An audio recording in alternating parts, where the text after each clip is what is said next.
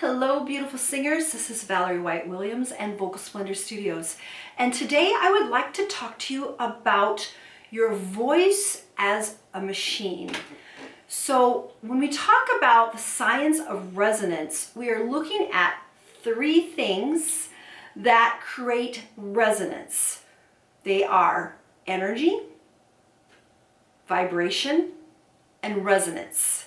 So if you look at a guitar, perfect example, or a stringed instrument, we have the string that vibrates, but it takes the hand or the bow to create the energy to make that bow vibrate or the string vibrate.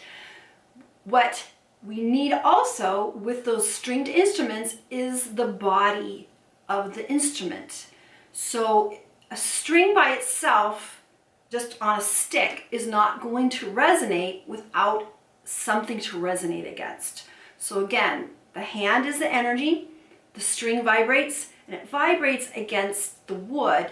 And that's why the type of wood, the size wood, the type of resin, the kind of finish on it, all makes a difference. Likewise, let's do another analogy of a clarinet. So the clarinet also has vibration. The vibration is in the reed. The energy, like singing, is from the breath. The breath is going to go into the reed, create the reed to vibrate. But if you have a clarinet and you don't have it attached to the body of the clarinet, it sounds like a duck. It sounds like a squeak. And so once it's attached to the body, then we're going to get that nice, rich, reedy tone of the clarinet. And of course, we're changing the fingerings, which is going to affect that.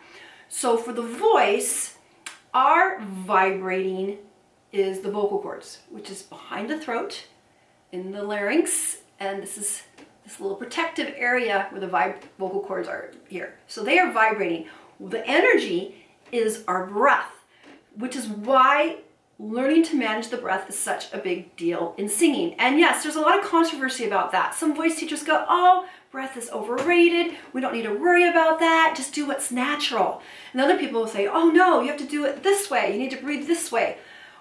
My take on that discussion is the people that say it's natural are not really singing intense music.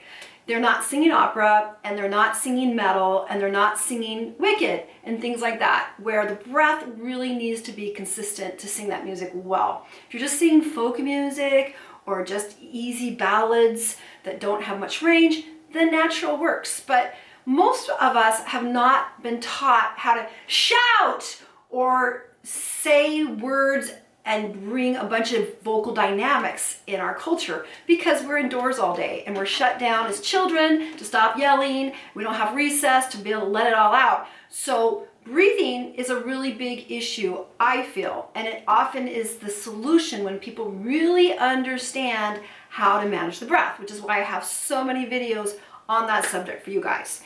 Now, the other thing that I think a lot of people get mixed up is the resonance factor. So, once again, vocal cords are the vibration.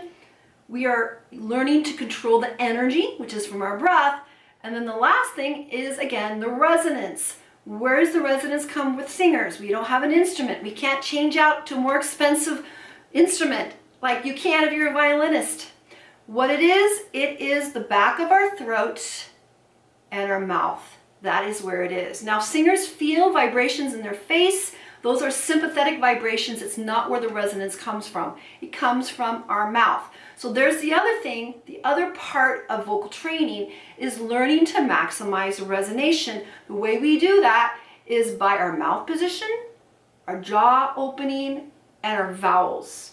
All those things affect resonance. And our resonance is going to be different whether we're singing opera or more classically based, or belting. So I changed my resonation by changing my mouth position. But what I see a lot of singers struggling with is not opening enough, having tension in their mouth, holding tension in all sorts of these strap muscles here that do all affect the resonation. And understanding that the resonation is what makes the volume happen. It's not pushing, although we do need to add more breath energy to sustain a more energized tone, I will say. But it's really learning to manage the energy, the breathing, which helps create that vocal function. Now again, if there's any other issues going on with the vocal cords, that's another situation. But generally speaking, pretend that they're going to all work together, and then managing the resonance. So I hope that breaks down kind of what we're working for in singing technique at a very general level. Of course, when we add different notes and different ranges and words, everything gets very complicated. But generally, we're looking at energy, vibration, and resonance. So I hope this was helpful. I'd love to hear your feedback about if this works for you. Any experiences that you've learned, please share in the comments below. And thank you so much for the likes, shares, and subscribes. I so appreciate it. Thank you so much. Have a great day and sing on.